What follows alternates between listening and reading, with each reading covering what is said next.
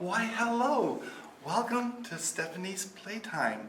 I hope my little sockets have been good. We have an adventure for you. Stefonknee Walshed. That name ring a bell? How about now? They were just all over the news as the trans dad who left his family to be a 6-year-old girl. The funny thing is, as much of a freak show as these articles are, and I'm sure they were intended to be to get attention, they somehow made the situation seem better than it is. And I suspect it's because for the most part, these articles are based on one video, made by the Transgender Project and published by Daily Extra. It's a very tacky video. Steph talks about sad things and sad music comes on. To me, stop being trans isn't something I could do. When Steph talks about the future though, everything glows and an inspirational backing comes on. How are things in your life now?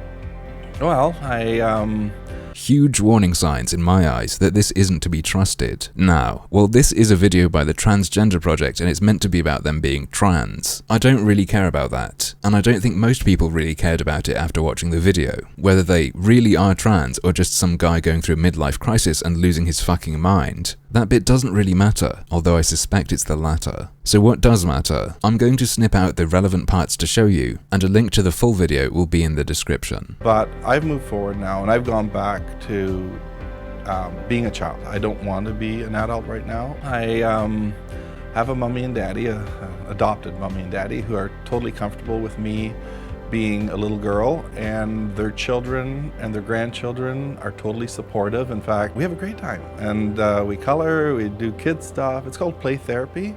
No medication, no suicide thoughts, and I just get to play. Pretty goddamn creepy, but at the same time presented as nicely as they could. Yeah, this is weird, but it's therapeutic for them. They just pretend to be a kid and they play with the other kids and it's all nice and lovely and they're not suicidal anymore. The daddy and mommy look charitable, don't they? Steph said, Adopted mommy and daddy who are totally comfortable with me being a little girl. oh, they're comfortable with it, they understand, they're tolerant, they help this poor person. Not only that, but they get their grandchildren involved in supporting Stefonknee in their childhood fantasy. And their children and their grandchildren are totally supportive. What a beautiful story. I mean, if this person has problems, actually, I can sort of see that they need support. These people are fighting through the strangeness to help a person in need. Like I said, it's creepy as all fuck, but I guess it could be okay, right? I mean, I sure as hell wouldn't do that, and I especially would not involve my grandchildren if I had any. But that doesn't necessarily mean it's absolutely unacceptable or that something's wrong, does it? Well, things are a bit different to how they're presented.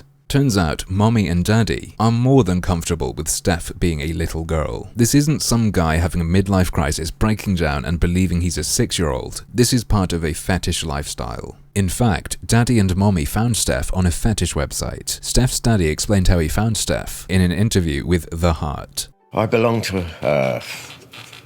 an online service called FetLife, which is for the fetish community, and Steph's profile piqued my interest on pretty much all levels, and I said I'm going to write back to her. And in the same clip on SoundCloud, Stefonknee explains how their first meeting went. He was like really, really gentle. He must have lubricated well because, well, I said to him, I don't think you can get it in. And he said, Stefonknee, I am in.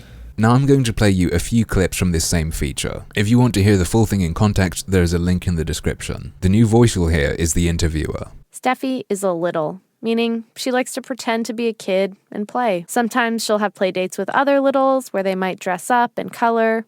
Age play can look like a lot of different things for a lot of different people. Steffi, Mummy, and Daddy more or less live as a threesome, with Steffi as their submissive. Age play is one part of their dom-sub dynamic.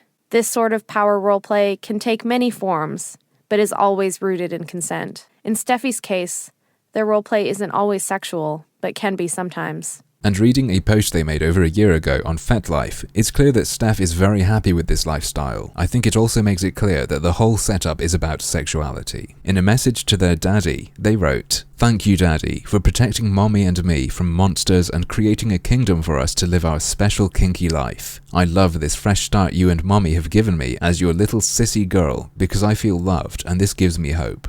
Love is the best medicine. Steffi." So I'm not just showing you this to say, look at this weirdo. Believe it or not, I'm trying to show you the bare minimum to make my point. I have a lot more than this. So what is the point? An adult pretending they're a kid, role-playing that with other people, and sometimes having that be sexual. Age play is one part of their dom-sub dynamic. In Steffi's case, their role play isn't always sexual, but can be sometimes. Whatever. It's weird to me, but what's the problem there? Doesn't matter to me, except for how it's presented in media. And then the scenario of a middle-aged man pretending to be a child and playing with actual children. I find that extremely suspect. In a situation where I was in control, I would not allow it. However, at the same time, that does not necessarily mean that something heinous has been done. It doesn't mean they have or will hurt children. And I imagine kids can handle hanging out with some weirdo for a short while. Her youngest granddaughter, when I was 8, a year ago I was 8, and she was 7.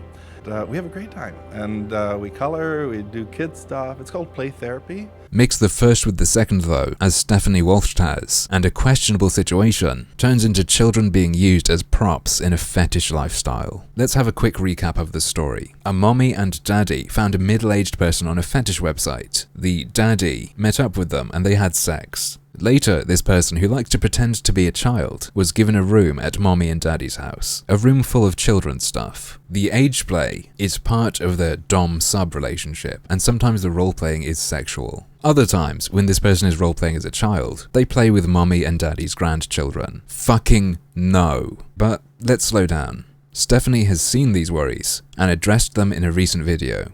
You've probably noticed there's a lot of people worried about their safety because I identify as a 6-year-old. Well, guess what? It doesn't matter. Good to know. Good to know.